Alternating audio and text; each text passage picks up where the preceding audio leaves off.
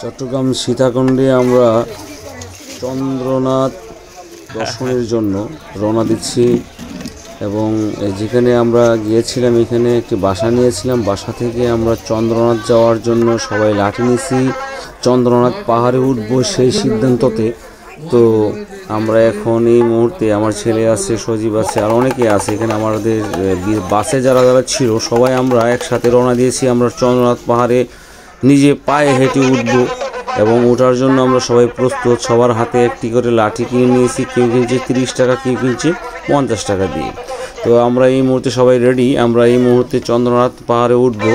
পাহাড়ে উঠে তারপর আমরা বিভিন্ন ধরনের যে মন্দিরগুলি আছে এই মন্দিরগুলি আমরা দর্শন করব। এটা মূলত উদ্দেশ্য হচ্ছে কি আমরা প্রত্যেকটি মন্দির দর্শন করব। এই জন্য আমরা সবাই লাঠি নিয়েছি, কারণ অনেক উপরে উঠতে হবে, তো কারণ লাঠি ছাড়া ওঠা সম্ভব না।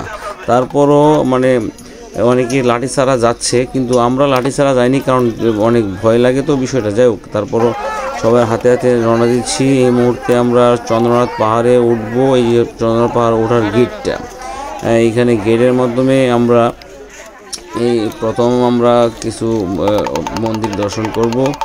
তো দেখা যাক, উঠতেছি। অনেক খুবই কঠিন চন্দ্রনাথ পাহাড় সীতাকুণ্ডে। আমরা এই প্রথম গেলাম, খুবই পরিশ্রম, খুবই কষ্টকর। তারপরও আমরা অন্যরকম একটা ফিল, মানে এই যে দেখেন পাহাড়ে কেন জানি কীভাবে জানি আগুন লেগে গেছে, এই পাহাড়ে অটোমেটিকলি আগুন ধরে গেছে। তো পাহাড়ে আগুনগুলি আমরা উপভোগ করলাম।